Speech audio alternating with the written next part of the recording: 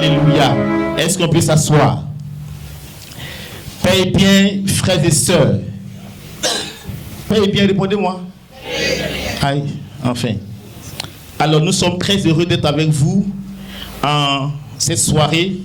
Je pourrais dire cette soirée des Pétarsis pour encore et encore écouter la parole.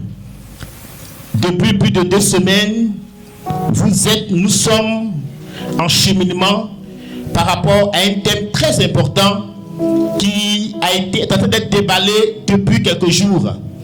Et ce thème-là s'articule tout autour de la foi. Amen. Amen. Et j'espère que ce thème est en train de vous faire du bien. À qui ce thème fait-il du bien? Si tu le crois, fais-moi ça, s'il te plaît. Alléluia. Et ce soir, nous allons encore faire un autre bond dans ce thème. Sans ignorer que le mardi passé, notre frère et modérateur nous a entretenu sur la foi salvifique. N'est-ce pas? Et disant que c'est cette foi qui garantit notre relation avec Dieu. Et le mardi passé, pas loin, il parlait de la foi audacieuse, comme la capacité que quelqu'un a d'oser, d'aller au-devant des choses pour que Dieu réponde par sa grâce. Ce soir, nous voyons la foi miraculeuse. Amen. Dis à ton voisin, la foi miraculeuse. Non, il faut bien dire pardon. Et nous préparons nos Bibles dans Matthieu chapitre 21. Matthieu chapitre 21 à partir du verset 21 à suivant. Matthieu chapitre 21 à partir du verset 21 à suivant. Que nous allons demander à notre sœur de lire élégamment, patiemment, sans trembler, et puis allons-y. Jésus leur répondit. Jésus leur répondit. En vérité, je vous le déclare. En vérité, je vous le déclare. Si un jour vous avez la foi et ne doutez pas. Si un jour vous avez la foi et ne doutez pas. Non seulement vous ferez ce que je viens de faire. Non seulement vous ferez ce que je viens de faire. Au figuier. Au figuier. Mais. Même si vous dites à cette montagne. Même si vous dites à cette montagne. Ôte-toi de là et jette-toi et jette-toi dans la mer. Cela se fera. Cela se fera. Ce que vous demanderez dans la prière. Ce que vous demanderez dans la prière avec foi. Vous le recevrez. Vous le recevrez. Relis encore s'il te plaît. Relis encore lecture. Relis encore. Jésus leur répondit. Jésus leur répondit. En vérité, je vous le déclare. En vérité, je vous le déclare. Si un jour vous avez la foi et ne doutez pas. Vous avez la foi et ne doutez pas. Non seulement vous ferez ce que je viens de faire. Non seulement vous ferez ce que je viens de faire. Mais même si vous dites à cette montagne. Même si vous dites à cette montagne. Ôte-toi de là et jette-toi dans la mer. Cela se fera. Cela se fera. Tout ce que vous demanderez dans la prière. Tout ce que vous demanderez avec foi dans la prière. Cela se fera. Cela vous le recevrez. Amen. Frères et sœurs, dans cette portion de la Bible, il est question de la foi. Jésus dit, si vous avez la foi, et si vous dites à cette montagne, déplace-toi, et que vous ne doutez pas, effectivement, ce qui a été dit se manifestera. Amen. Bien-aimé, il est question ici de Jésus en présence du figuier. On dit Jésus partait vers Jérusalem, et tout à coup, soudain, l'a fait attenailler les estomacs du maître. Et il voit un figuier, il s'y dirige dans l'espoir, dit la parole, de trouver de quoi manger. Mais il arrive là, il constate que le figuier n'a pas produit. Je ne sais pas pour quelle cause, mais le maître va maudire le figuier. Et les disciples vont continuer leur chemin. Et le lendemain, repassant là, il constate qu'effectivement, ce figuier que le maître a maudit à sécher. Et c'est là que Jésus fait déclaration en disant, si vous avez la foi, et si vous ne doutez pas, vous ferez à ce figuier ce que je fais, et vous direz à toute montagne, déplace-toi. Et si vous ne doutez pas, cela vous arrivera. Amen. Bien-aimés, la condition pour que le figuier meure et la condition pour que la montagne se déplace, c'est d'avoir la foi. Amen. C'est d'avoir la foi. Et cette foi qui a le pouvoir de déplacer toute montagne, au-delà même de notre entendement, de notre raisonnement, s'appelle la foi miraculeuse. Car scientifiquement, il est impossible qu'une personne parle à un figuier, maudisse un figuier et meurt. Il est impossible à une personne de dire à une situation, déplace-toi. Et la situation automatiquement va obéir. Mais parce que derrière, frère, ce mouvement de figuier, ce mouvement de la montagne, il y a quelque chose qu'on appelle la foi. C'est la seule condition pour que toute réalité dans notre vie nous obéisse. Et il dit, si vous avez la foi et si vous ne doutez pas, ce qui a été demandé, ça va arriver. Alors frère et sœurs, cette foi-là, d'où est-ce que ça sort? Écoutons 1 Corinthiens chapitre 12, le verset 6, 8 à suivant. 1 Corinthiens chapitre 12, verset 8 à 10. Alors, par l'Esprit est donné un message de sagesse, à l'autre un message de connaissance, selon le même esprit, à l'un dans le même esprit, c'est la foi, à un autre dans l'unique esprit, ce sont des dons de guérison, à tel autre d'opérer des miracles, à tel autre de prophétiser, à tel autre de discerner les esprits, à tel autre de parler en langue, enfin à tel autre de les interpréter. Amen. Allons au verset 9 précisément.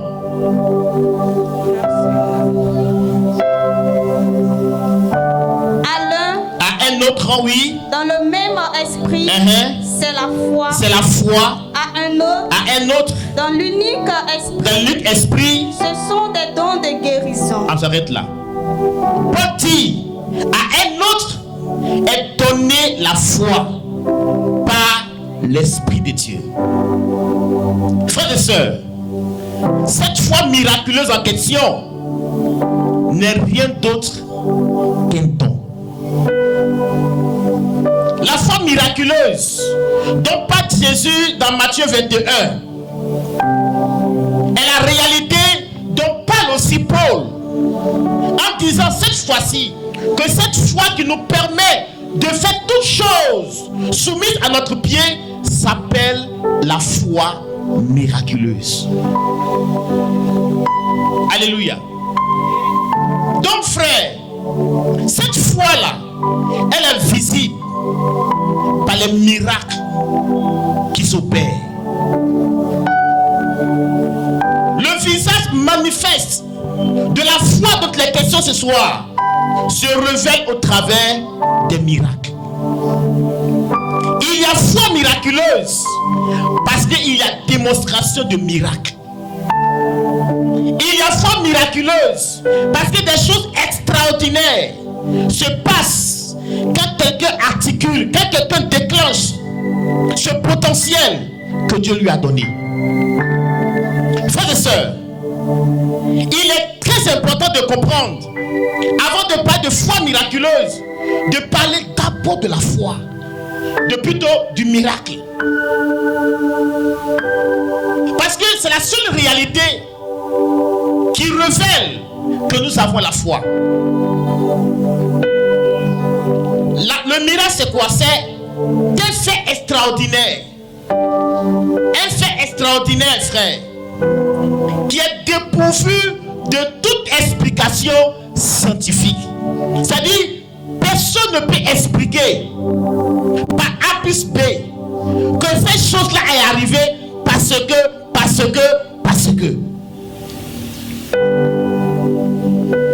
Quand on prend l'épisode de la femme qui perdait du sang, la Bible déclare très clairement que cette femme, elle a dépensé tous ses biens dans les soins. Elle allait dans toutes les formes d'hôpital. Elle a consulté les meilleurs médecins. Ils ont posé les meilleurs diagnostics. Elle a suivi les meilleurs traitements. Mais en tout ceci, il n'y a eu aucun résultat. Au contraire, sa situation allait de mal en pire.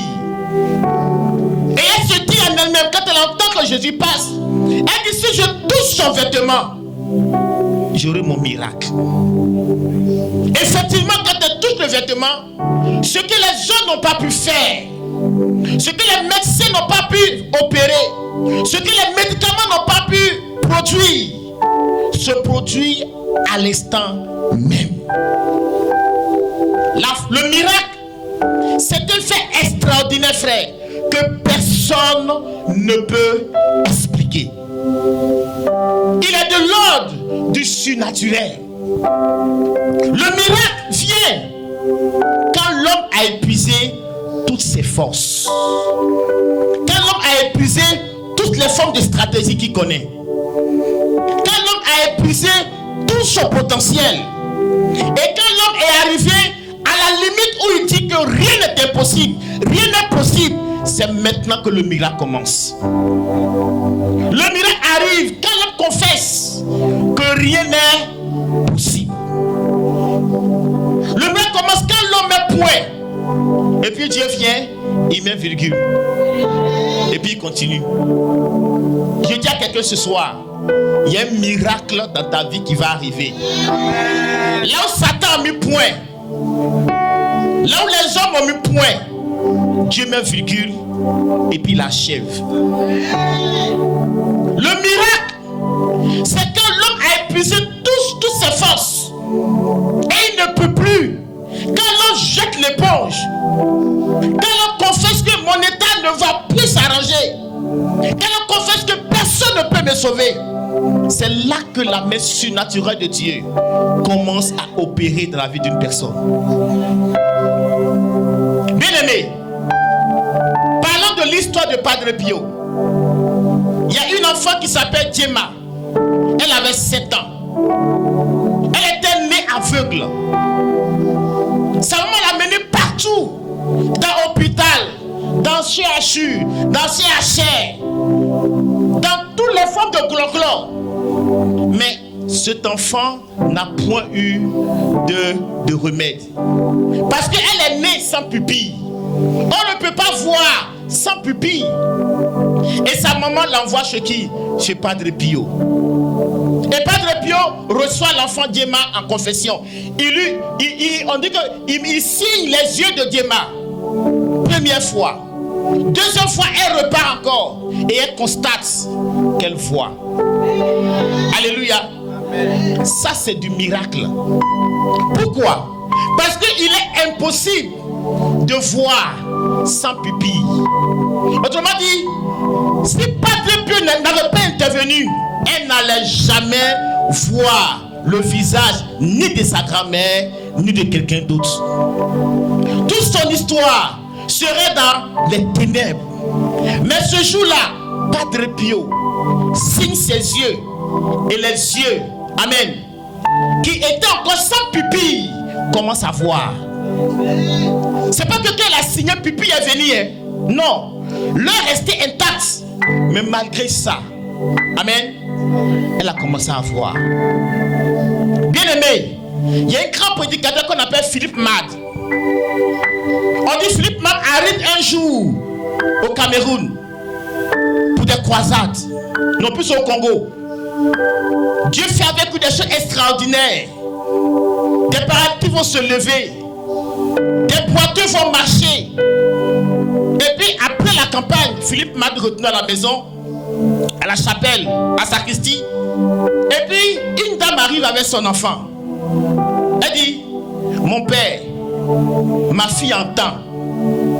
Mais pour lui, et après? C'est un miracle comme tous les autres. Et après? Ma fille entend. Il dit, mais et après? Or la fille avait de longs cheveux. Frère, dans le témoignage, on dit, la maman, pour montrer que vraiment c'est un miracle, soulève. Viens. Elle vient. Fais vite.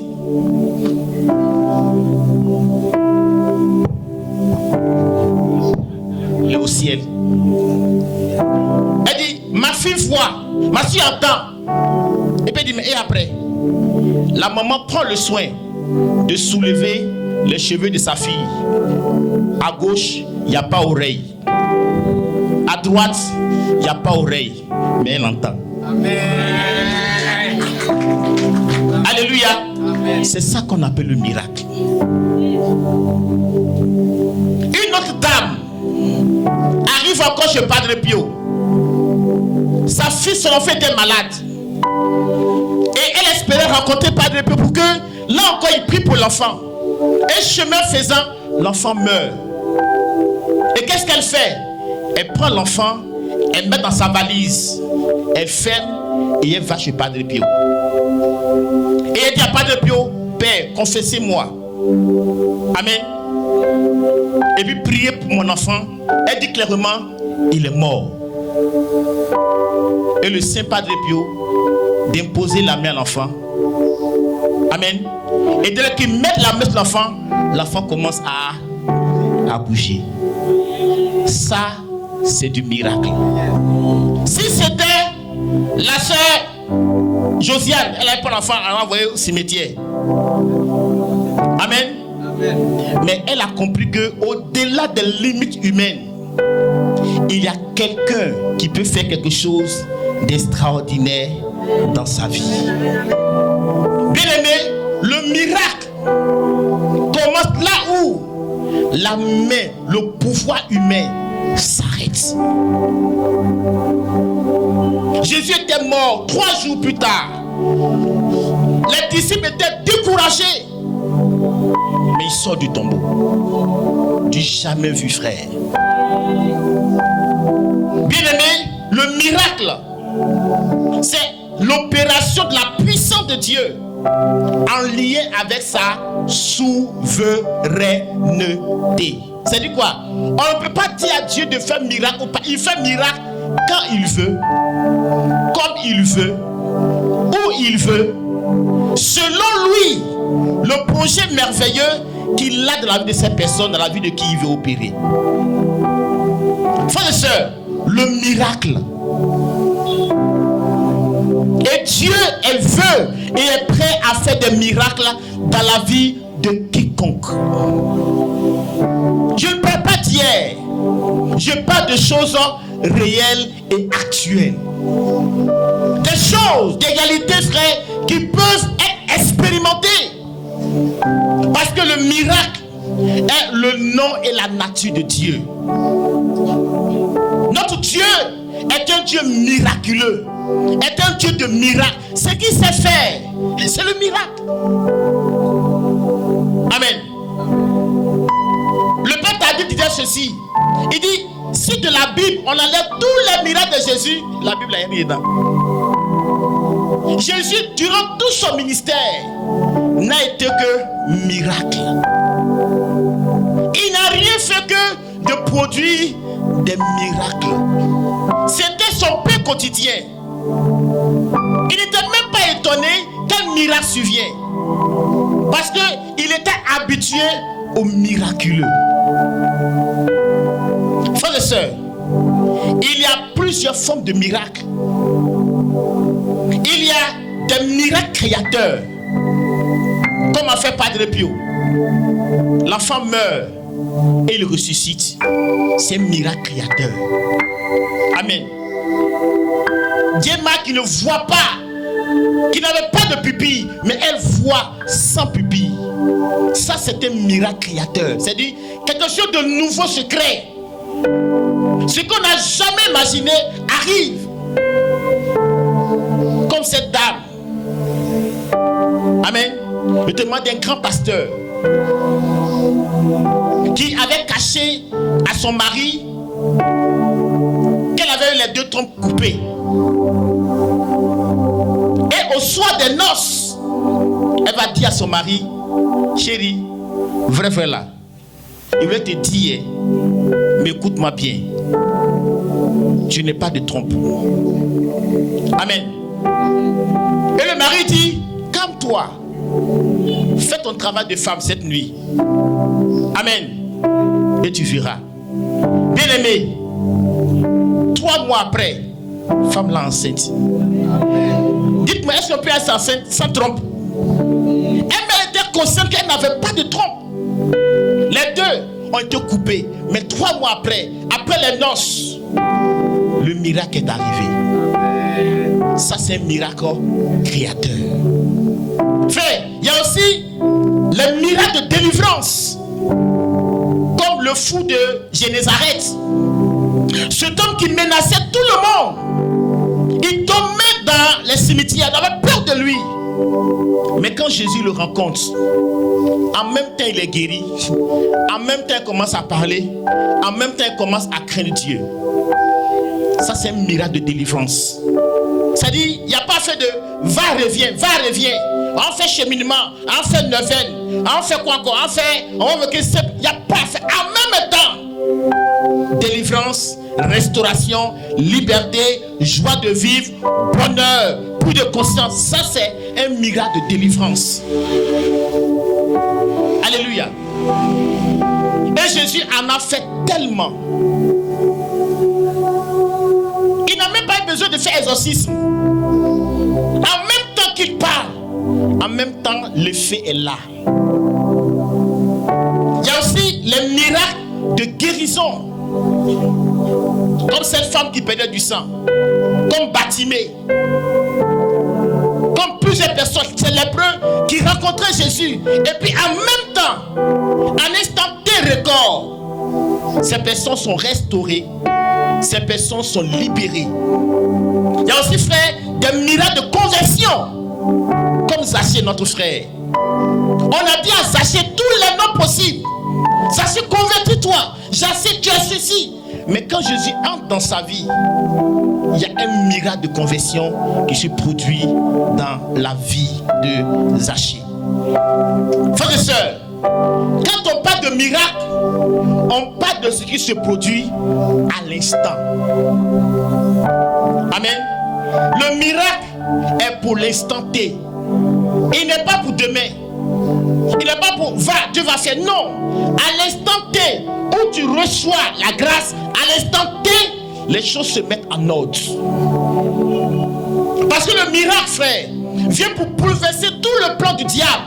Là où le diable avait programmé que tu meurs, en même temps que Dieu agit, il restaure ton histoire. Le miracle vient restaurer notre histoire, vient restaurer notre identité, vient bouleverser tout le plan maléfique du diable pour que tu puisses avoir une identité nouvelle, une espérance nouvelle. Frère, le miracle, c'est le pouvoir de Dieu qui s'opère dans la vie d'une personne. Et le ministère de Jésus tout à l'heure, comme il a dit, est rempli de miracles. Et quand on prend Exode, Deutéronome plutôt, le verset 26, le verset 8, on dit, oui. Deutéronome 26, verset 8. Le Seigneur nous a fait sortir de l'Éternel a fait sortir de l'Égypte par sa main forte, par sa main forte, et son bras étendu, par une grande terreur, par de grands prodiges, par des signes et des prodiges. Donc le peuple d'Israël est un peuple qui a vu Dieu dans le miracle. Le peuple est un peuple habitué au miracle. Parce que leur père Abraham est une personne qui a expérimenté le miracle. Car comment se fait-il qu'un vieillard qui a dépassé l'âge peut-il encore avoir un enfant de la promesse? Et Dieu, quand il prend Moïse, il fait sortir les Égyptiens, les Israéliens de l'Égypte avec beaucoup de miracles. Et c'est les miracles qui ont obligé Pharaon à faire sortir Israël de l'Égypte. Frères et sœurs, les miracles sont le partage de tous ceux qui servent le Seigneur en esprit et en vérité. Parce que c'est le signe par lequel Dieu se fait voir. C'est le signe par lequel Dieu se révèle. Il parle de prodiges, il parle de signes, il parle de miracles. Tout ça, c'est les mêmes choses. Pour dire quoi? Que Dieu est celui qui va au-delà de ce qui est impossible aux hommes, mais possible pour lui. Là, n'a-t-il pas dit à Marie, car rien n'est impossible à Dieu. C'est le miracle accompagné tous les ministères. Exemple de Paul. Quand on prend Romains, le chapitre 15, verset 19. Romains 15, verset 19. Par la puissance des signes et des prodiges. Par la puissance des signes et des prodiges. Par la puissance de l'Esprit. Par la puissance de l'Esprit. Ainsi, depuis Jérusalem, en rayonnant jusqu'à l'Illyrie, j'ai pleinement assuré l'annonce de l'évangile du Christ. Frères et sœurs, tout ce que Paul a fait pour étendre son ministère a été fondé sur les miracles. Tout ce que Paul a fait pour fonder son ministère, pour fonder les églises, ont été établis sur des choses que l'œil n'a jamais vues, que l'oreille n'a jamais entendues, que le cœur n'a jamais imaginé. Frères et sœurs, notre Dieu est un Dieu de miracles. Même notre grand frère Pierre, sa première action est une action de miracle. Dans Actes chapitre 3, on dit il rentre dans le temple, il voit une personne qui était paralysée, une personne habituée à mendier. Il voit Pierre et Jean. On dit leur demande, mes amis, donnez-moi quelque chose. Et Pierre te dit cette phrase extraordinaire, frère. Il dit, regarde-moi bien, mon ami. Je n'ai ni or, je n'ai ni argent, mais ce que j'ai, je te le donne. Or, qu'est-ce que Pierre a? Pierre a Jésus, celui qui fait des miracles. Il a vu miracle. Il ne peut que lui-même être miraculeux. Il dit, au nom de Jésus, lève-toi. Et ce miracle a étonné tous ceux qui sont en Israël, parce qu'ils pensaient que, parce qu'ils ont tué le maître, ses œuvres allaient cesser. Au contraire, c'est là même que ça devenait un peu grave. Frères et sœurs, notre Dieu est un Dieu de miracles. Écoutons ce que dit Marc chapitre 16, verset 17. Marc chapitre 16, verset 17. Et voici les signes qui accompagneront ceux qui auront cru. Arrête là. Chez moi, il a dit, voici les miracles qui accompagneront ceux qui auront cru. 2 points. En mon nom. Tu vas où? Lève-toi s'il te plaît. Pas encore fini. Il dit chez moi ici, il dit, voici les signes qui accompagneront ceux qui auront cru. Ici on dit quoi? Voici les signes qui accompagneront ceux qui auront cru. Ici on dit voici les miracles qui accompagnent ceux qui auront cru. Et puis on dit 2 points. Je te dis à quoi aussi? Je te dis à quoi? 2 points. Tu dis quoi?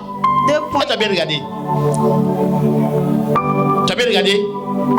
Voici les signes qui accompagneront ceux qui auront cru. D'accord après? 2 points. Voici les miracles qui accompagnent ceux qui auront cru. Oui, continue maintenant. En mon nom, ils chasseront les démons. Chasser un démon est un miracle. Continue. Ils parleront des langues nouvelles. Riba baba baba, c'est miracle. Tu sais miracle, c'est dans ta vie. Amen. Continue. Ils prendront dans leurs mains des serpents. Et s'ils boivent quelques poisons mortels, cela ne leur fera aucun mal. Si quelqu'un t'empoisonne, moi j'enlève ça. Amen. Quelqu'un on a empoisonné, Dieu là, il enlève ça. Ça s'appelle miracle. Continue. Ils imposeront les mains à des malades et ceux-ci seront guéris. Guérison, c'est miracle. C'est fini. Frères et sœurs, le miracle a plusieurs dimensions, comme je l'ai expliqué tout à l'heure. Mais il dit, voici les miracles qui accompagneront. On ne coupe pas après un miracle. Les miracles nous accompagnent. Alléluia. On ne cherche pas les miracles, mais les miracles nous accompagnent. La seule condition, c'est quoi? Ceux qui auront cru. Alléluia. Il dit, voici les miracles qui accompagneront ceux qui auront cru. Donc quand tu crois, les miracles sont naturels dans ta vie. Les choses extraordinaires, impensables, inimaginables, qu'on ne peut pas quantifier, expliquer, arrivent dans ta vie. C'est pourquoi, frères et sœurs, j'ai tenu d'abord à vous parler d'abord des miracles. Parce que la chose naturelle qui produit ces miracles ne sont rien d'autre que quoi? Que la foi. Donc si on parle de foi miraculeuse, on voit quoi d'abord? On voit les miracles. Jésus a marché dans cette foi miraculeuse. Les Pierre, les Paul, les Philippe ont marché dans ce qui est naturel. Pourquoi? Parce qu'ils avaient la foi. La condition pour que les miracles t'accompagnent, frère, c'est juste avoir la foi. Maintenant, demande à ton frère. Je t'ai envoyé quelque part. Bon, pas dans le micro alors. Quand tu as commencé à terminer. Est-ce que tu as la foi? Toi-même, est-ce que tu as la foi? Oui, papa. Amen. Bien aimé. Et je suis très heureux que depuis maintenant 3 semaines, notre frère modérateur nous enseigne sur la foi. Ce qui manque aux chrétiens, frère, c'est cette dimension de la foi qui a la possibilité de produire des choses imaginables, d'atteindre des prodiges, des choses qu'on n'a jamais pensé, frère. C'est pourquoi, pour qu'il y ait foi miraculeuse, pour qu'il y ait foi miraculeuse, il faut oser. Il faut oser dire. Il faut oser faire. Toujours parce que je crois. La foi miraculeuse repose sur ma capacité à dire, sur ma capacité à faire. Alléluia. Alléluia. Mais cette foi miraculeuse, elle est une réalité qui vient du Saint-Esprit. C'est une folie de croire qu'une femme stérile, déclarée stérile, scientifiquement stérile, l'imam stérile. Amen. L'imam, qui connaît l'imam? Son mari est ici avec elle pendant des années, stérile. Et pourtant, quelques jours après, par l'action de Dieu, elle tombe enceinte. Bien-aimé, la foi miraculeuse est une opération du Saint-Esprit lui-même. Autant la foi audacieuse est un mouvement de l'homme vers, la foi miraculeuse est un mouvement de l'esprit dans le cœur de l'homme pour. Alléluia. La foi audacieuse, c'est moi-même qui décide. Mais la foi miraculeuse, c'est Dieu qui met des émotions dans mon cœur. Et puis j'ose aller dire. Et puis j'ose faire. La Bible dit que c'est poussé par Dieu. C'est quand on parle de foi miraculeuse, on parle de l'action que l'Esprit même me pousse. Il me pousse à aller. Il me mandate d'aller. Il me convainc d'aller. Il m'instruit d'aller. Il hante mon cœur. Tant que je ne vais pas, tant que je ne fais pas, tant que je ne déclare pas, il ne lâche pas mon cœur. Ça m'est arrivé un jour, frères et sœurs. J'étais à mon poste d'enseignement dans un village que je tais le nom. J'ai fini de faire un temps de jeûne. que le modérateur David dans son temps avait déclaré. Et j'étais à mon poste dans un village. Après le temps de 7 jours, je sors le matin pour me brosser. Je vois juste à côté de là où j'habitais un attroupement. Tout le verre était quelque part dans la maison de ma voisine. Le chef du village était là-bas. Tout était là, tout le monde. On s'agitait. On court, on vient, on court, on vient. Il me brossait simplement. Il me brossait. C'est pas mon affaire. C'est pas mon village. Je suis juste là pour travailler et puis partir. Et une dame passe et dit, madame, qu'est-ce que c'est pas? Elle dit, non, c'est ta voisine là. Depuis de 3 h du matin, elle saigne. Elle saigne. Et donc on allait chercher les pompiers, bon, non, choses. Et l'ambulance au village, pourquoi on l'amène à l'hôpital? Quand j'entends cette parole de Dieu, dit, Jérémie, va. Quelque chose peut se passer avec toi. Il dit, hein? Je ne suis pas venu faire pour ça. Je suis venu faire bon, ah bah. Et puis parti. Et puis la voix sonne. Tu peux faire quelque chose pour cette femme. Ça sonne dans mon esprit. Ça sonne dans mon esprit. Il dit, hey. Pas de plaie, il ne connaît pas bien où. Je suis nouveau. Laisse-moi en paix. Ça sonne dans mon esprit. Va. Ça sonne dans mon esprit. Va, frère. Et si c'est vraiment toi, donne-moi un signe. Il dit, va dans ta chambre, il prend la Bible, joue la Bible. Et ça touche la pratique. Il dit quoi? Car rien n'est impossible à Dieu. Il dit, Mbaka, je suis foutu maintenant. Il dit, tu vois, non, je t'ai dit la preuve, va. Effectivement, je me suis levé, tout tremblant. J'arrive des gens là, ils étaient tous là. Il dit, est-ce qu'il peut prier un peu pour notre soeur? Il dit, hé, monsieur. Hey. On a appelé le féticheur. Il est venu. Rien. On a appelé le major, parce que il y avait une infirmerie, un dispensaire. Il est venu faire toutes les piqûres. Rien. Mais comme tu as essayé, essaie, on va voir. Amen. Il dit donc poussez un peu. Dans la motion dans mon cœur. Amen. Il a dit, Père, je te rends grâce. Au nom du Père, Fils et Esprit Saint. Il dit, douleur, je t'ordonne. Libère-la au nom de Jésus. Quel au nom de Jésus, j'attends Wato. Wato qui est tombé, frère. Effectivement, en fait, il était couché. Avec drap sur son bas-ventre. Une dame sur le drap. C'était une grosse boule de sang, fibrome. C'est tombé d'elle. En même temps, elle s'est levée. Elle a béni Dieu. Il dit, ça s'appelle le miracle. Amen. Et tout était ébahi. Hey, monsieur. Monsieur dit, je suis venu faire bon, ah bah. J'ai pris ma route, parti chez moi, tout tremblant.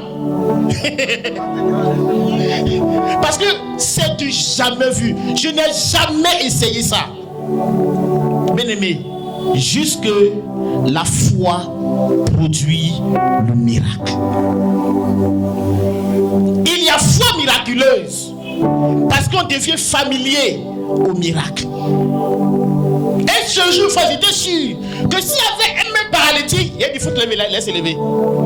J'étais choqué comme ça parce que j'ai vu le miracle. J'ai dit, qui encore? Qui fait encore? Mais il n'y a personne qui était là. Il dit, est-ce pas quelqu'un qui ne marche pas ici? Parce que quand j'ai vu un, c'est qu'il va y avoir deux. Amen. Frère, depuis ce jour, dis-moi, je marche dans le miracle. Mon Dieu est le Dieu de l'impossible. Et depuis que je sers Dieu, j'ai vu des choses comme ça bizarres arriver. Amen. Des choses bizarres arriver. Frères et sœurs, ça s'appelle le miracle. Amen. Je suis entré un jour dans une famille avec mes frères de la communauté en son temps pour un petit dîner. On a été invités. On a fini de manger. Non, avant de manger même, le père demande, hey, mes frères communautaires, vous voulez boire quoi? Il dit, moi je bois bière. Il dit, ah, toi tu bois bière? Et puis tout le monde dit, il faut boire bière. Les autres voulaient prendre Fanta. Quand on dit bière, tout le monde a changé. Le gars était étonné, quoi. Comment des serviteurs boivent bière? La mon gars dit, tu n'as rien vu encore. Invite-moi encore, tu vas voir. Ça, c'est le vin, je vais boire chez toi. Effectivement, frère, on a bien bu. Et à la fin, on doit rendre grâce. Non, frère. J'ai pris ma bouteille de bière et dit, Père, je te rends grâce pour cette bouteille. Je vous assure, papa, maman, enfant, tout le monde par terre. Tout le monde me dit, aïe, à cause de bière seulement là, envoyez vin alors. J'ai bu bière, où est-ce qui s'est passé? Et si je bois vin alors? Et pourtant, je n'ai jamais imaginé que ces choses-là pouvaient arriver, frères et sœurs. Ça s'appelle le miracle, frères et sœurs. Mais la condition, c'est quoi? C'est d'avoir la foi. C'est pourquoi Paul dit, à un autre est donné le don de la foi. Frère, la foi n'est rien d'autre que l'esprit qui nous pousse à faire des choses.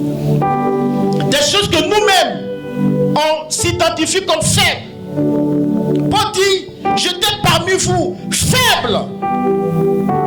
Mais ma prédication n'avait rien à voir avec un discours. Mais c'était la démonstration de la puissance de Dieu dans la dimension de la foi. Bien aimé, on parle de foi miraculeuse parce que les miracles se succèdent et se succèdent dans le quotidien de notre vie. Padre Pio avait cette foi miraculeuse. Il n'avait peur de rien.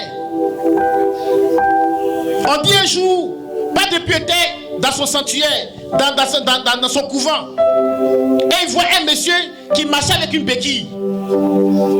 Padre Pio dit, monsieur, hey, jette béquille, la marche toi. Il dit, mais il fait comment? Il dit, jette béquille et puis marche. Le gars aussi courageusement, il jette la béquille, et puis un coup il se voit qu'il marche très bien. Amen. Mais pourquoi? Parce qu'il a ordonné et les choses sont arrivées. Frères et sœurs, la foi miraculeuse, c'est la réalité où l'Esprit Saint lui-même nous pousse. Il nous rend fous. Il fait qu'on ne réfléchit pas, on ne calcule pas. Parce que celui qui calcule beaucoup, frère, ne verra jamais le miracle lui arriver. Et c'est là que beaucoup de chrétiens, on est bloqués. Et si je fais que ça ne marche pas, frère, la foi s'en fout que si je fais ça ne marche pas. La foi miraculeuse attend toujours un résultat. Ou nous donne toujours de croire à un résultat. Amen. De croire que ce que tu le fais, effectivement, ça va arriver. La foi miraculeuse est une réalité surnaturelle, c'est-à-dire qui nous dépasse. Mais c'est l'Esprit Saint qui dépose en nous cette capacité. Amen. Parce que quiconque parle de foi miraculeuse, pas seulement d'opération. La foi miraculeuse est une foi qui nous pousse à opérer, pas à calculer, pas penser à perdre des gens, mais à opérer. L'opération instantanée où il y a des résultats aussitôt. Parce que cette foi est fondée sur la motion que l'Esprit me met à cœur. Elle est fondée sur l'autorité que l'Esprit Saint me donne sous son inspiration. Mais la foi, frère, miraculeuse a pour valeur l'opération. Autant Jésus dit, on ne met pas une lampe sous un boisseau, la foi miraculeuse ne se tait jamais. Amen. Elle est démonstration. Elle est démonstration toujours. Si et seulement si tu te laisses conduire par l'Esprit. Car la foi, frère, miraculeuse est un don du Saint-Esprit. C'est le fait de croire sur la base de la mort et de la résurrection de Jésus. Croire que Jésus est encore vivant. Crois-le et tu verras que le miracle arrivera. C'est pourquoi Paul va dire, Pierre va dire, je n'ai ni un ni argent, ce que j'ai, je te le donne. Mais la quoi? La conviction que Jésus est encore vivant. Donc la foi miraculeuse, c'est le fait de croire sur la base de la mort et de Jésus ressuscité, de croire en l'autorité de son nom. Amen. C'est quoi que quelque chose va s'accomplir sans même que dans ton esprit tu n'aies la garantie. C'est-à-dire celui qui a cette foi miraculeuse ne s'adosse que sur Dieu. Amen. Il ne s'adosse pas sur lui-même. Il ne compte pas sur lui, mais il compte sur Dieu pour déclarer. Il compte sur Dieu pour agir. C'est croire que tout est possible à Dieu. Et qu'à Dieu, rien n'est impossible. Frères et sœurs. C'est pourquoi lisons Marc, le chapitre 11, verset 22 au verset 24. Marc chapitre 11, verset 22 à 24. Jésus leur répond. Jésus prit la parole, oui. Ayez foi en Dieu. Ayez foi en Dieu, oui. En vérité, je vous le déclare. Si quelqu'un dit à cette montagne, ôte-toi de là et jette-toi dans la mer. Et s'il ne doute pas. Et s'il ne doute pas en son cœur, s'arrête là. S'il ne doute pas en son cœur. Donc où se trouve le blocage? C'est en nous-mêmes. Sinon Dieu veut toujours agir. Il dit, et s'il ne doute pas en son cœur. Donc le support de cette foi miraculeuse, de ce que Dieu va faire, repose sur quoi? Sur notre conviction qu'il peut. Si tu crois que Dieu peut, il peut. Si tu crois que Dieu ne peut pas, il ne fera pas. Si tu as la conviction, la certitude que ce que tu traverses là, Dieu peut mettre un thème ici et maintenant. Ici et maintenant, les choses s'arrêtent. Amen. J'ai dit à une dame qui était là au Ouagadougou pour la prière. Elle dit, ben Jérémie, voici plus de 3 ans, il vient mon mari. On n'a pas d'enfant, on me menace. Mon mari dit que si, après avant la fin, on était en 2020. Si après 2021, j'ai pas d'enfant, il me chasse.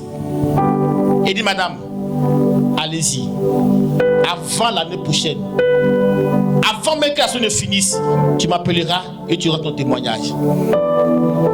Même pas prier pour elle, juste une parole. Elle va. 3 semaines plus tard, elle m'appelle. Berger, je suis enceinte. Alléluia. Ce qu'elle a cherché pendant 3 ans avec toutes les formes de traitement. Mais juste seulement parce qu'elle croit. J'ai cru en sa place. La femme ne m'accuse pas que toi tu crois. Si moi je crois, c'est suffisant. Amen. Si moi je crois, si celui qui déclenche et croit, c'est suffisant. C'est suffisant. Cet homme a dit à Jésus, ah Jésus, mon fils est malade, mais si tu veux, il dit si je veux. Si je veux, ou bien si je peux, moi je le veux. Va, c'est fait. Frères et sœurs, la foi ne dépend pas de contribution. C'est celui qui a la motion, qui annonce, et puis les choses arrivent. Il dit, si celui, il dit quoi? S'il croit du fond de son cœur, qu'il ne doute pas, ce qu'il dit arrivera. Amen. Alléluia. Allons dans Luc chapitre 7. Luc le chapitre 7, verset 20 à 23. Luc chapitre 7, verset 20 à 23. Alors, levant les yeux sur ses disciples, Jésus dit. Ici, les questions de Jean-Baptiste. Jean-Baptiste a annoncé à ses disciples que Jésus est l'agneau qui a le péché du monde. Il est en prison, il attend. Il n'a aucune voix, il n'a aucun signe que Jésus est venu établir le règne de Dieu sur cette terre. Il envoie ses disciples donc avec Jésus. Amen. Amen.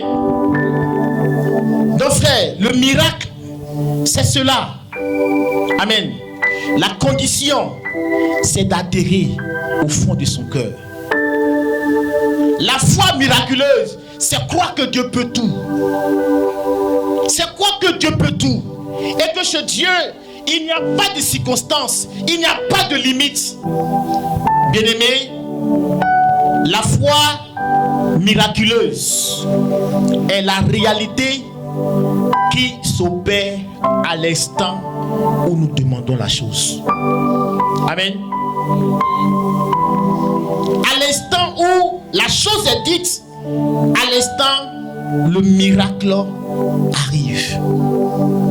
À l'instant, les choses se normalisent. À l'instant, la situation se normalise. À l'instant, la santé revient. À l'instant, la gloire de Dieu visite cette personne. Amen. Alors frère, c'est pourquoi Jésus a dit à Pierre, pourquoi est-ce que tu doutes? Le doute arrête le miracle de Dieu. Mais la foi prolonge le miracle de Dieu dans notre vie. Celui qui a la foi, et cette foi miraculeuse, est une personne qui est habituée au miracle. Et qui voit les miracles arriver constamment dans sa vie. Je prie que cette grâce de miracle, de foi miraculeuse, que tu puisses la voir. Que cette foi miraculeuse soit effectivement ton partage. C'est pourquoi, frère, voyez rapidement les bases de cette foi miraculeuse-là. La première base, c'est que cette foi miraculeuse est un don de Dieu. Amen. La deuxième réalité, c'est être conscient que Jésus-Christ est le même hier, aujourd'hui et éternellement. Celui qui a conscience que Jésus n'a pas changé, selon Hébreux chapitre 13, verset 8, verra toujours les miracles arriver à sa vie. Mais si tu crois que Jésus a changé et que ce qu'il a fait hier, il ne peut pas le faire aujourd'hui, il ne le fera pas. Donc la seconde base de cette foi miraculeuse, c'est le fait de prendre conscience que Jésus-Christ est le même hier, aujourd'hui et autrement dit, ce qu'il a fait hier, il peut encore le faire. Ce qu'il a relâché hier, il peut encore le faire. Si hier il a délivré, si hier il a ressuscité, il peut encore le faire aujourd'hui.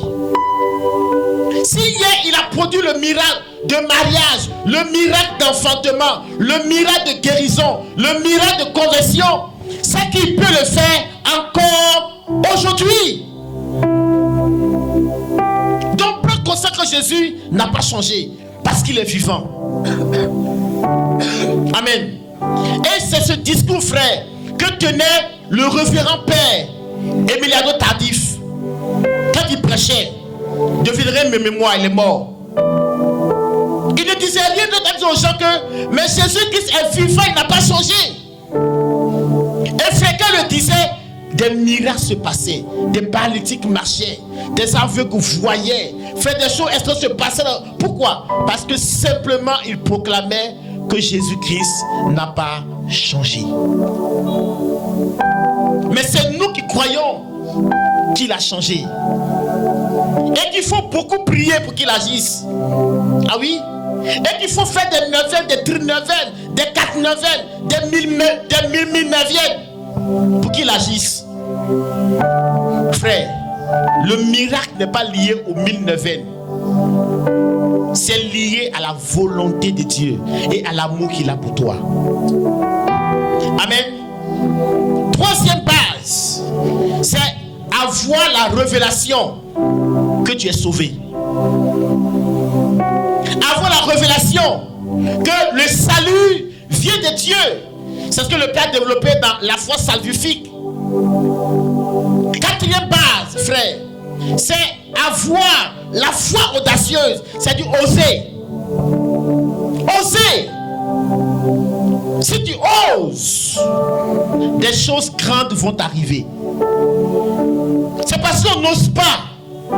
Parce qu'on a peur que rien n'arrive. On dit depuis j'ai prié, tu n'as rien fait.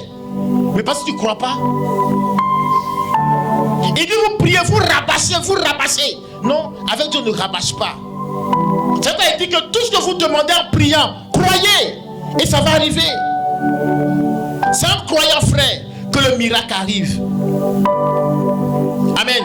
Cinquième base, frères et sœurs, c'est adhérer pleinement à la parole de Dieu. Comme le dit Matthieu chapitre 8, verset 8. Il faut croire. Comme disait le centurion. Il dit, Seigneur, je ne suis pas digne, mais d'une parole. D'une parole. Et mon serviteur sera guéri. C'est du croire à la parole de Dieu. Parce que autant Jésus est le même, autant sa parole demeure d'âge en âge. Croyons à la parole de Dieu. Croyons ce que Dieu dit, ce qu'il promet de faire, ce qu'il promet de donner, ce qu'il promet de relâcher, ce qu'il promet de communiquer. Croyons à la parole de Dieu. Il dit, ne vous bornez pas à l'écouter, mais pratiquez cette parole. Mettez-la à l'épreuve. Et vous verrez que les choses grandes et merveilleuses vont commencer à vous arriver. Amen. Amen. Un autre point pour que la foi miraculeuse soit donnée, c'est être à l'écoute du Saint-Esprit. Parce que la foi miraculeuse est un don de l'Esprit. Et donc il faut être à l'écoute du Saint-Esprit. Si tu n'es pas à son écoute, tu ne verras pas cette foi t'arriver. Écoutez l'Esprit. Jésus était poussé par l'Esprit pour opérer tous les miracles, frères, qu'on voyait. Écoutez l'Esprit. Écoutez le mouvement de l'Esprit. Soyez docile à l'Esprit Saint pour que lui il nous instruise. Il mette en nous des motions, des envies, des directives pour que nous puissions toujours poser les pas que Dieu veut pour que le miracle nous arrive. Frère, une autre chose, pour que le miracle, frère, nous arrive, frères et sœurs, il faut aimer proclamer l'évangile. Quand il dit, voici les miracles qui accompagneront ceux qui auront cru. Dans 1 Corinthiens chapitre 2, verset 4, Paul déclare ceci.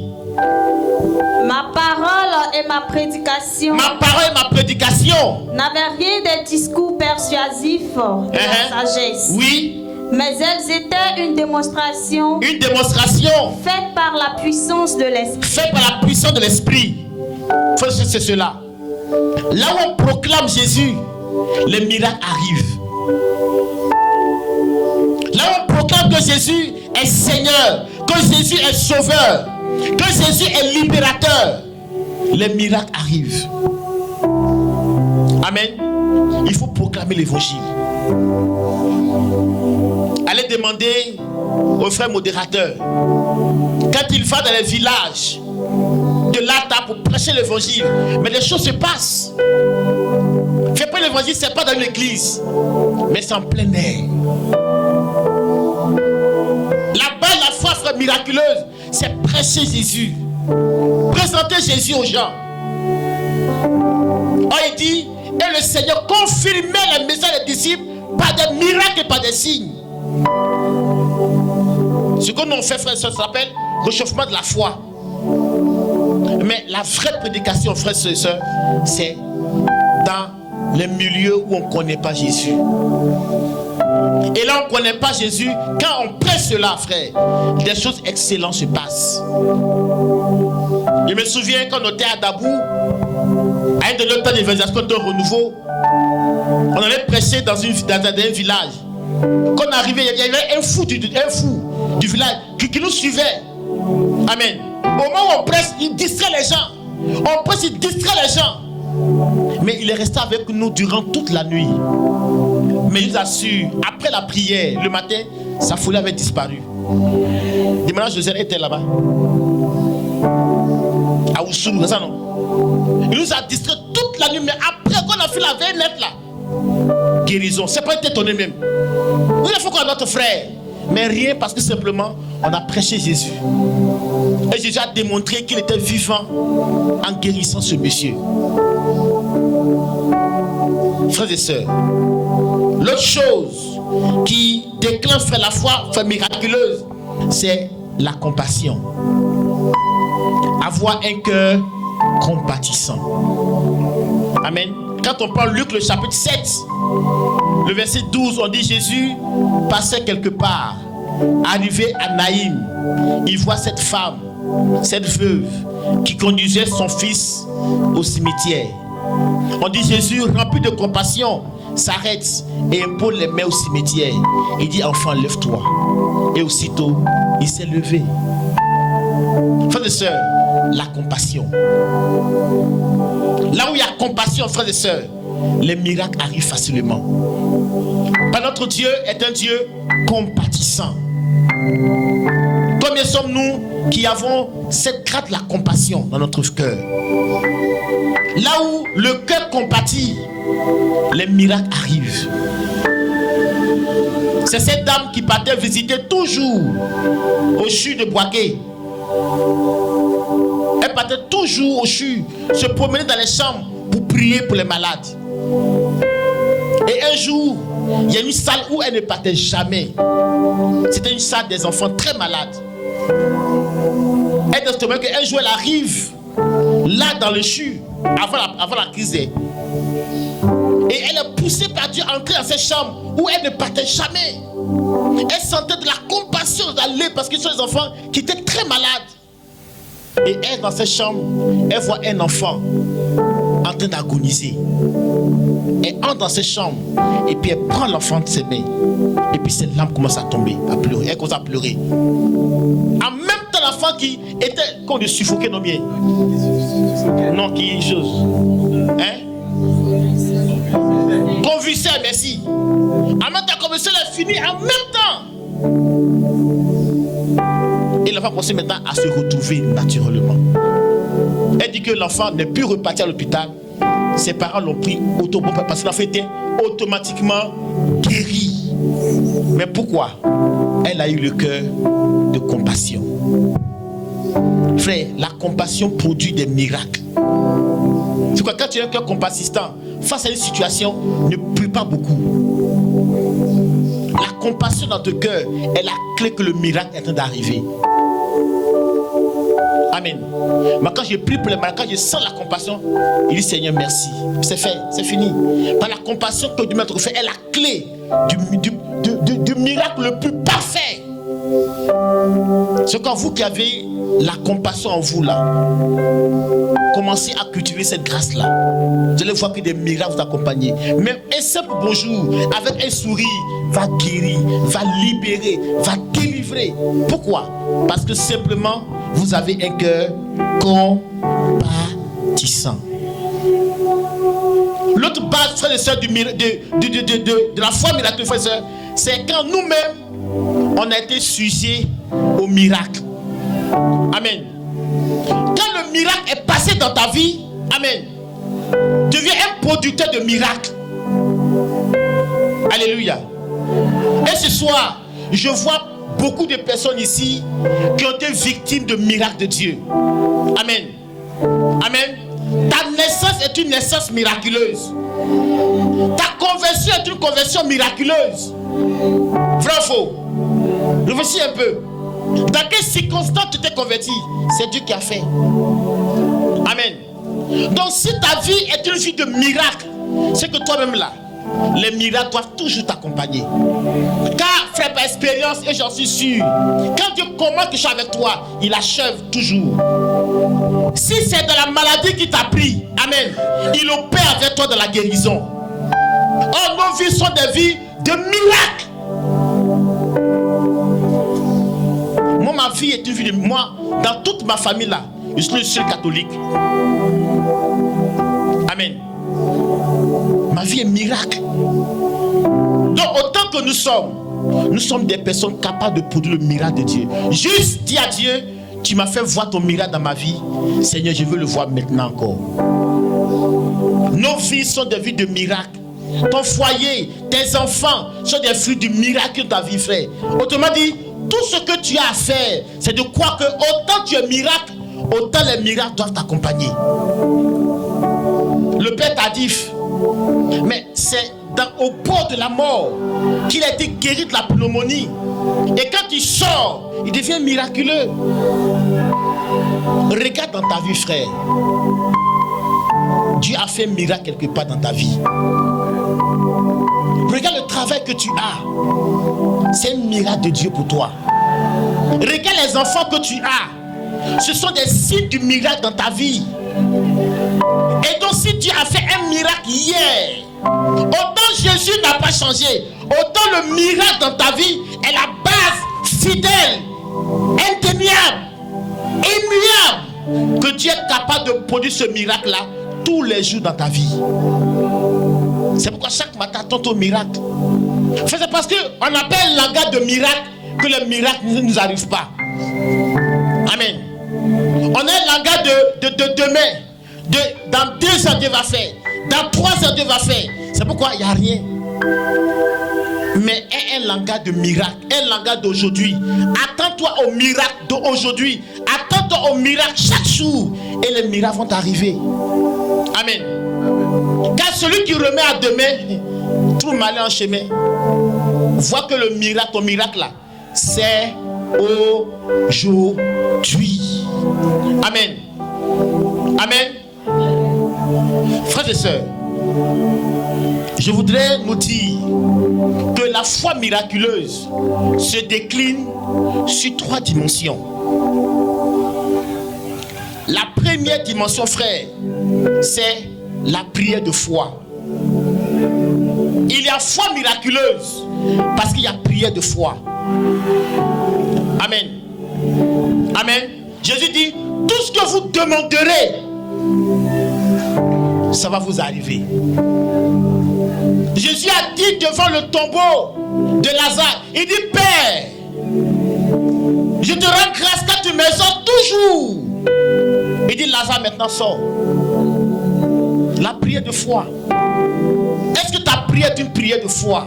Quand je parle de prière, je parle des prières de déclaration. Que c'est aujourd'hui que tu rentres dans ton miracle. Comme Bartimée. Il dit, si je touche pour cette femme, et si je touche, c'est la prière de foi. Il y a foi miraculeuse en termes de démonstration, en termes de visibilité de Dieu, parce que on prie avec la foi. Et quand on prie, frère, on croit que c'est aujourd'hui que les choses peuvent arriver. C'est pas demain. Alléluia. C'est pas demain. Quand Jésus dit, donne-nous notre pain quotidien. Mais t'attends ton pain pour demain. C'est maintenant.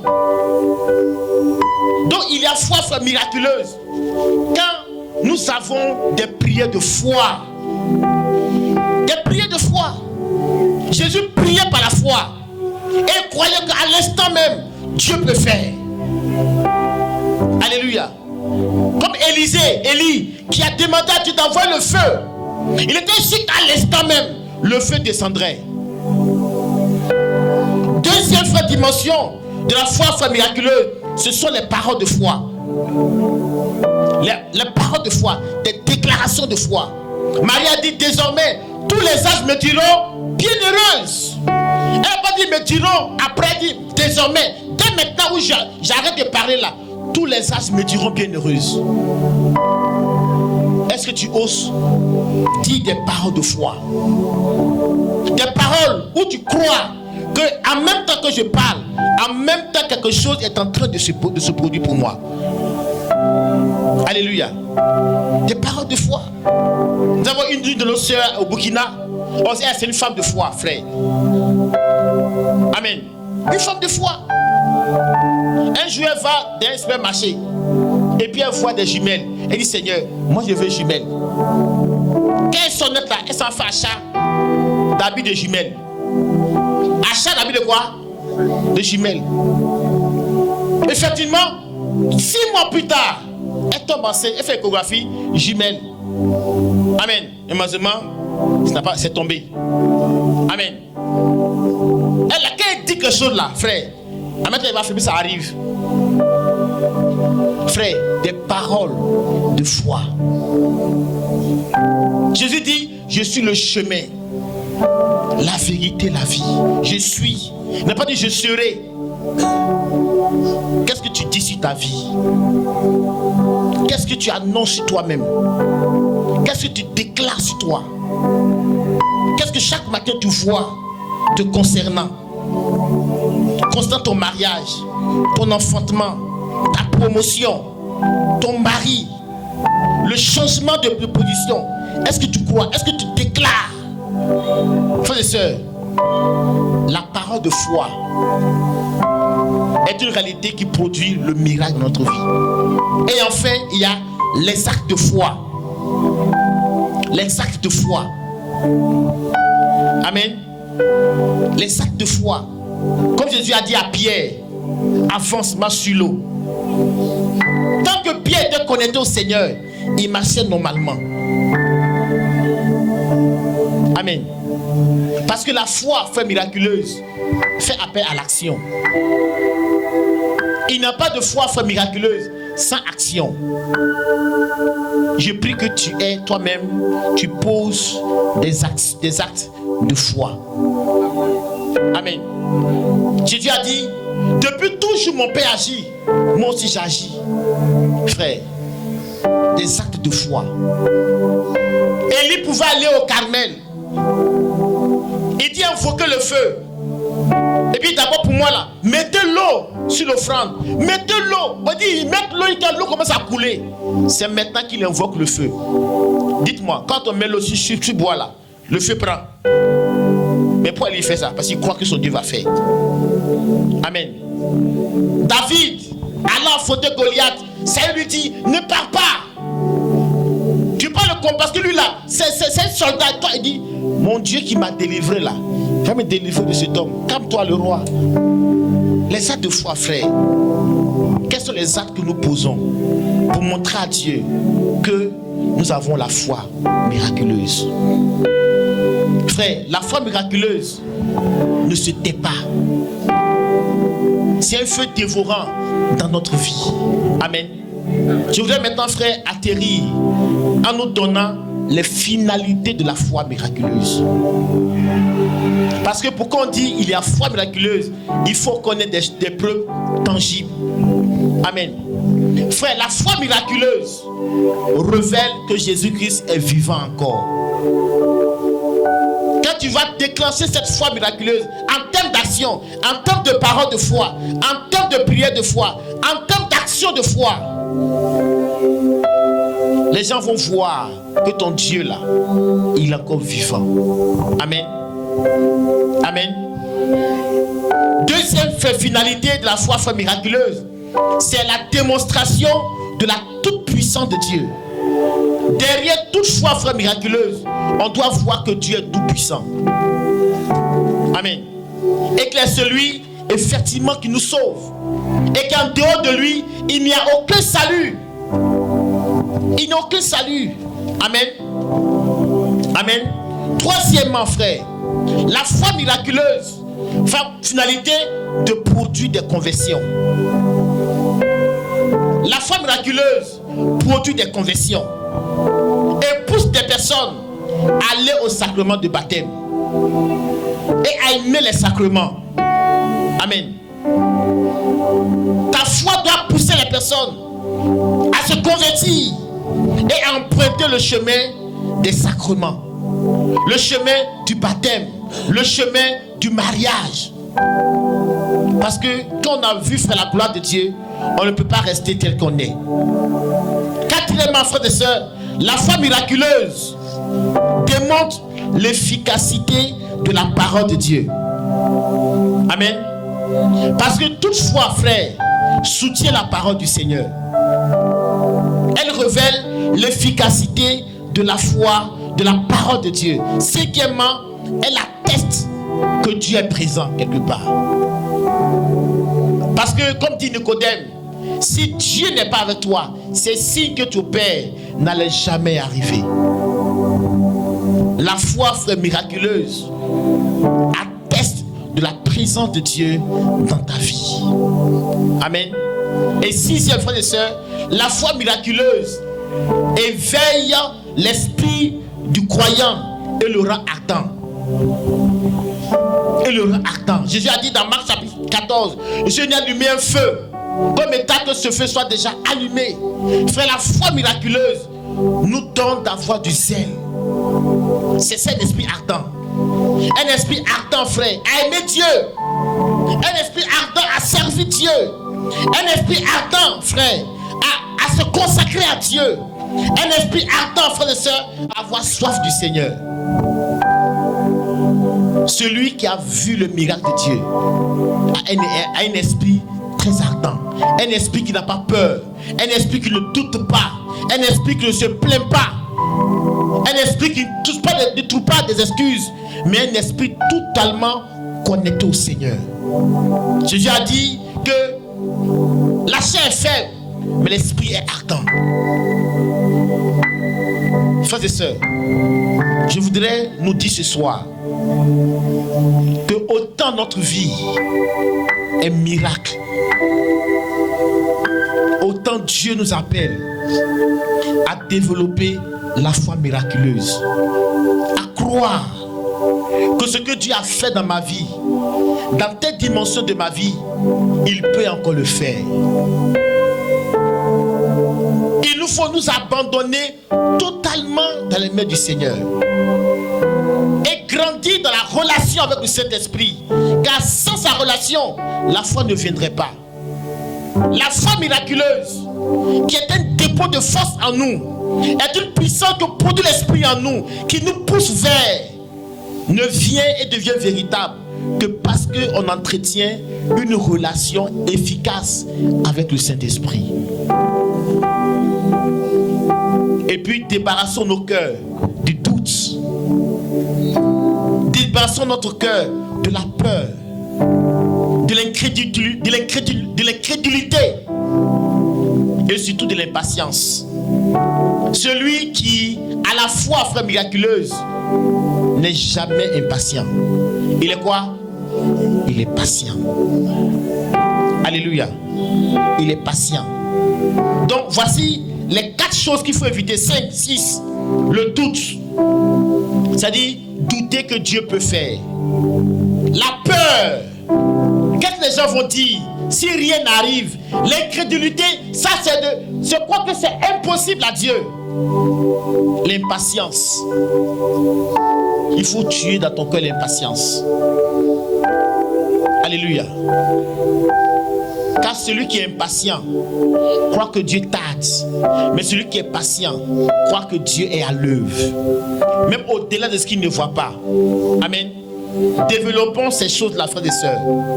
Et puis à la fin, prions. Car la foi audacieuse se nourrit. La foi, mais elle se nourrit de la prière.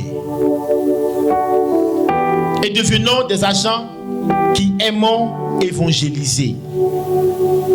Car la foi, frère miraculeuse, en termes de productivité, en termes de signes, n'arrive parce que nous osons évangéliser. Nous osons parler de Jésus. Alléluia. J'étais un jour dans un taxi et j'ai rencontré une dame qui avait des démangeaisons dans le taxi. En cas, ça piquait très fort, partout. Pas pourquoi je suis dans le taxi, je dis, madame, qu'est-ce que vous avez dit? Frère, depuis 2 jours, mon corps me démange. J'ai cherché médicaments, tout ça, rien. Il dit, madame, est-ce que vous connaissez Jésus? Elle dit, Jésus. Il dit, oui, Jésus. Il fait ci, il fait ça, il fait ça. Elle dit, est-ce que vous croyez que Jésus peut vous guérir à l'instant? Elle dit, Jésus. Il ne sait pas, hein. Mais tu peux essayer. Frère, on partait à Ouniassou. J'ai pris sa main comme ça, simplement.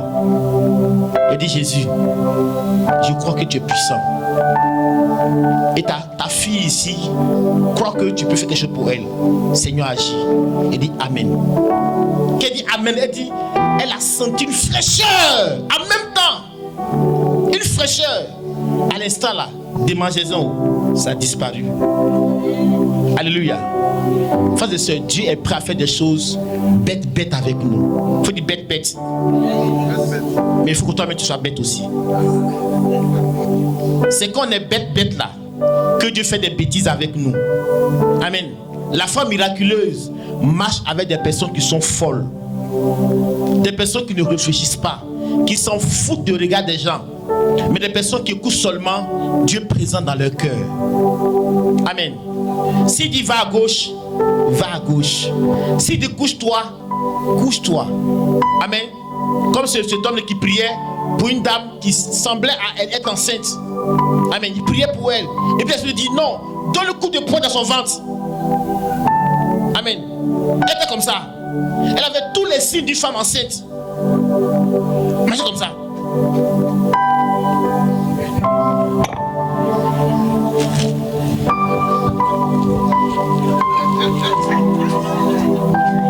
Amen.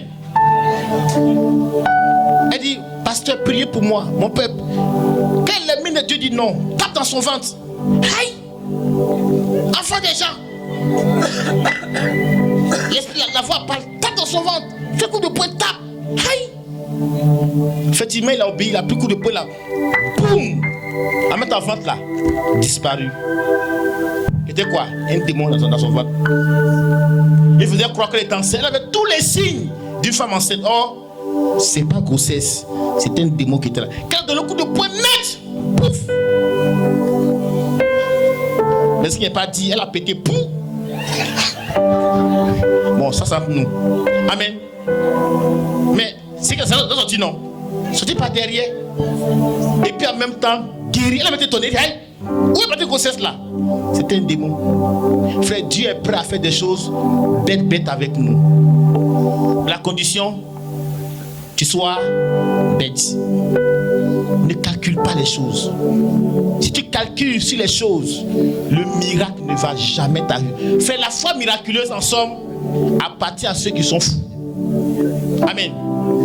À ceux qui ne calculent rien, qui sont prêts à des risques. Amen. Avec Dieu, si tu ne risques pas, tu ne verras rien. Amen. Risquons et nous verrons la gloire de Dieu nous arriver. N'ayons pas peur de cafards, écrasons-les. Et puis ça va bien. Amen. Alors que Dieu nous bénisse et que sa grâce soit sur notre vie, maintenant et pour les siècles et des siècles. Amen. Est-ce qu'on peut l'acclamer, notre roi?